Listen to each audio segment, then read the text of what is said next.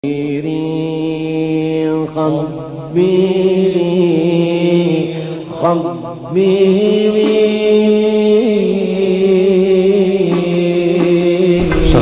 warahmatullahi wabarakatuh.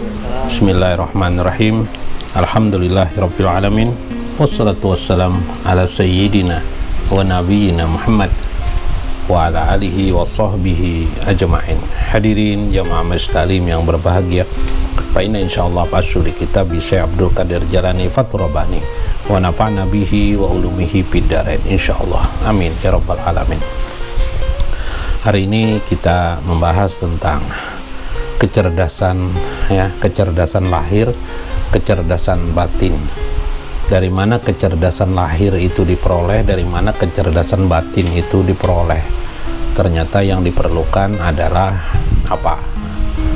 Jadi di sini sesuatu yang mendasar yang disampaikan oleh Syekh Abdul Qadir Jalani. Kedua adalah beliau ingin mengisahkan tentang juga orang sufi. Jangan dilihat orang sufi itu adalah orang-orang kolot, orang-orang yang tidak tahu urusan kehidupan duniawi. Ini kehidupan ini bukan begitu kata saya. Bukan juga orang yang suka dalam konteks tidak mengetahui sekelilingnya, tidak. Mereka mengetahui sekelilingnya, tetapi yang sufi itu adalah hati mereka, jiwa mereka. Itu yang paling, dan itu adalah sumber dari segala keilmuan dan sumber kecerdasan. Sehingga kalau Anda mengetahui sejarah bahwa sangat banyak sekali kitab-kitab orang sufi itu atau dunia tasawuf itu bertegeran ribuan kitab-kitab itu yang sudah jalan selama ribuan tahun ini, menyaingi juga kitab-kitab fikih, kitab-kitab lainnya dalam ilmu pengetahuan. Itu menunjuk kecerdasan mereka, bagaimana kemampuan mereka mengekspresikan samudra batin, samudra tasawuf dalam konteks yang bersifat tertulis. Sehingga memang orang sufi itu menjadi cerdas. Cerdas di sini adalah zahir dan batin Fakun akilan. Karena itu jadilah engkau orang yang cerdas, orang yang bisa menggunakan akalnya, kata Syekh Abdul Qadir Jalani. La tatahaus anta a'ma utlub min yaquduka. Kalau engkau merasa bingung, kalau engkau merasa bodoh atau merasa tadi gegabah atau bingung, anta a'ma, engkau itu pasti buta pengetahuan lahir, buta pengetahuan batin. Pengetahuan lahir sekeliling kamu bingung melihat kehidupan ini, ada apa? Ada orang sekolah tinggi, tapi kenapa jadi masih bisa berdusta?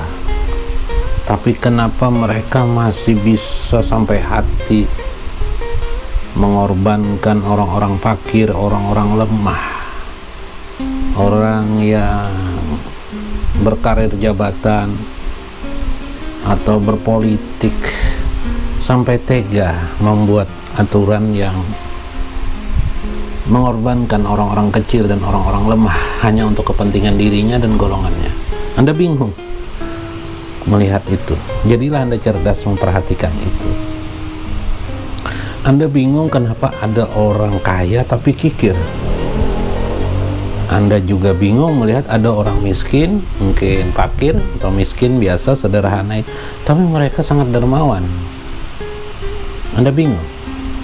Bahkan kita bingung mungkin terhadap diri kita, yang bingung kemana juga kita. Tiba-tiba di sekeliling kita ada orang meninggal dunia, orang mati.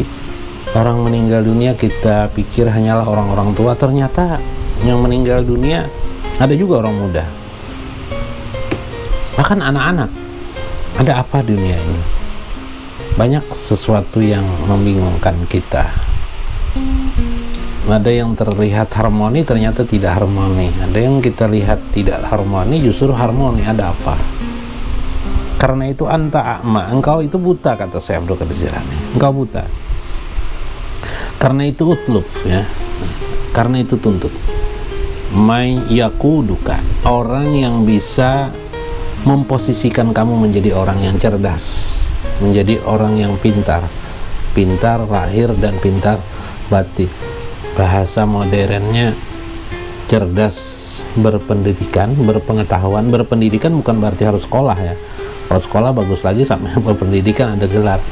Tapi meskipun tidak sekolah, tapi kita berperilaku yang memiliki nilai tarbiyah, nilai pendidikan, berperilaku yang memiliki budaya, berperilaku yang berbudi, yang tidak akan pernah tega untuk merugikan orang-orang lemah.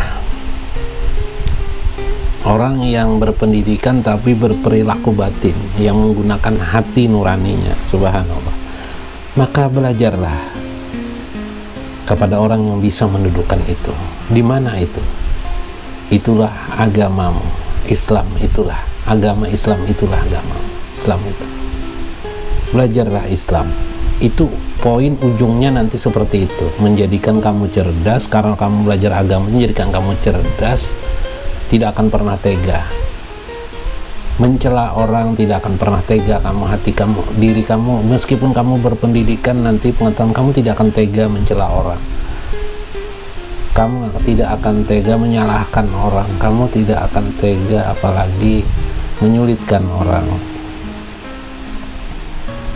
Anta jahil utlub may yu'allimuka, engkau akan menjadi bodoh, tahukah bodoh, atau kita bodoh, maka belajarlah, tuntutlah yang kepada orang yang bisa mengajarimu, di mana saja, dari mana saja, dari jendela mana saja, dari jendela ilmu agama itu. Pilih ilmu-ilmu yang bisa mendudukkan kamu kepada derajat kamu di sisi Allah, yang bisa mendudukkan kamu naik dan yang menyelamatkan kamu di dunia ini dan di akhirat kelak. Pilih ilmu itu. Jangan sembarang ilmu. Ilmu di zaman milenial seperti sekarang ini sangat banyak, bermacam ragam ilmu. Tapi bergunakah itu untuk keselamatanmu di dunia dan keselamatan akhirat? Bukan sekedar selamat, tetapi memperoleh derajat yang tertinggi di akhirat kelak. Pelajari ilmu itu, pahami jika engkau jahil, sehingga engkau tidak kebingungan lagi melihat keadaan itu, karena kamu akan sudah tahu jawabannya pada diri kamu. Kamu dapat menjawab langsung, dan jawaban itu benar. Ada juga jawab terus tapi tidak ada yang benar. Maksud menjawab ini adalah menjawab dengan benar menurut Allah, menurut pandangan Allah, fi indillah gitu.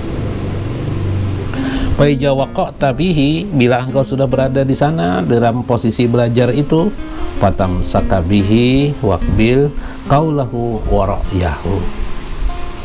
Kemudian bila engkau sudah berada di posisi sebagai orang yang belajar, memahami keadaan, ingin memahami semua itu dan mendapatkan keselamatan yang tertinggi di dunia dan di akhirat, maka sampai di situ, maka diamlah di sana, tahan diri kamu di sana, perhatikanlah segala perkataan orang yang mengajari dan pandangan-pandangannya, pandangan bijaknya, pandangan supinya, pandangan tasawufnya, pandangan hikmahnya, pandangan yang akan menegakkan hatimu dekat dengan Allah, pandangan yang menjadikan engkau menjadi pribadi yang sangat luar biasa dalam kehidupan ini, baik di dunia maupun di akhirat. Tidak meleleh atas apapun juga, tidak akan pernah meleleh meski panas terik, dan tidak membeku pada suasana dingin yang luar biasa. Seperti ikan di dalam air, meskipun airnya adalah asin, tapi ikannya tidak asin, tidak ikut-ikut terbawa asin. Jadi kamu seperti itu, dengarkan nasihat itu agar kamu bisa menjadi seperti itu. Generasi suci, generasi yang khalifatun fil ardi, generasi penerus suci, sebagai generasi yang berfitrah pada fitrah aslinya, negeri asalnya, fitratullahi lati fataranasa alaiha, generasi yang memiliki generasi suci. Subhanallah, ini luar biasa. Istadalu bihi ala jadati, minta, cari petunjuk di dalam itu atas sesuatu yang bisa memberikan kamu harapan, bonus, anugerah dari Allah Subhanahu wa Ta'ala. Anugerah Allah itu zahir dan batin pada dirimu. Wa ija wasalta ilaiha faq'udu hunaka. Maka bila engkau sudah sampai di sana, duduk manislah kamu di sana, duduk dengan istilah hatta tahaqqaqa ma'rifatika, sampai sehingga engkau sampai pada rahasia hakikat ma'rifatmu. Hatta tahaqqaqa, sampai kamu pada pintu hakikat atau hakikat ma'rifataka, ma'rifat engkau. Bisa, pasti bisa. Engkau akan berada di lembah hakikat ma'rifat bila engkau sudah melewati proses belajar. Karena itu ilmu kecerdasan itu tidak bisa didapat sendiri. Kecerdasan zahir dan batin itu ada proses kita belajar memahami, bersungguh-sungguh, dengarkan nasihat-nasihat seperti nasihat Syekh Abdul Qadir Jailani, ulangi, pahami, ulangi, tembuslah sehingga menjadi batu yang keras itu menjadi tembus. Fahina izin, maka ketika itu engkau berkata ilaika atau ya'i ilaika kullu dalin tasiru tabakan lil fuqara wal masakin. Engkau menjadi generasi ketika itu, generasi yang engkau di mana kesesatan tidak dapat menghampirimu, kesalahan tidak dapat menghampirimu, atau kejahatan, keburukan tidak dapat menjahani, bahkan bencana-bencana tidak akan dapat menghampirimu. Tasiru tabakan lil fuqara wal masakin, sebagai sebuah refleksi, seolah-olah dirimu itu refleksi bagi orang-orang fakir dan miskin, yaitu orang-orang yang fakir ilmu. Jika kamu belajar, kamu menjadi berilmu, ilmu itu amat berguna bagi orang-orang fakir dan miskin. Ilmu itu menjadi keteguhan sehingga orang-orang miskin, orang-orang fakir tidak menjadi kupur iman mereka, tidak menjadi mereka jauh dengan Allah meskipun mereka miskin dan fakir. Bahwa kemiskinan, kefakiran mereka justru menambah mereka keimanan kepada Allah Subhanahu wa Ta'ala, menambah ketakwaan kepada Allah Subhanahu wa Ta'ala. Subhanallah, min jumlatil futuh ibji sirrillah azza wa jalla. Di saat itu Anda berada pada posisi, kondisi orang-orang yang suci, orang-orang yang mudah kembali, orang-orang yang bisa memelihara sir Allah, rahasia Allah. Wah, ini kayak gimana memelihara rahasia Allah? Betul, karena Anda berada sudah pada hakikat ma'rifat. Berada di hakikat ma'rifat itu Anda sudah banyak yang Anda ketahui. Tuhan, saya tidak ingin menjelaskan di sini, tapi banyak hal di dalam nasihat-nasihat beliau tentang hakikat ma'rifatullah. Di antara hakikat ma'rifatullah ialah menutupi kebodohan-kebodohan dan kebingungan kita terhadap kehidupan ini yang berbeda-beda. Ada sama, ada berbeda, ada mirip, ada tidak berbeda. Kadang dikata kita simpulkan A, hasilnya B. Justru kita mendapatkan ilmu, bertambah ilmu, makin bodoh kita, makin bertambah ilmu, membingungkan semua. Maka bila engkau berada pada rahasia Allah atau berada di lembah hakikat ma'rifat Allah, maka engkau akan mengetahui semua itu dan engkau bisa mempull up-nya,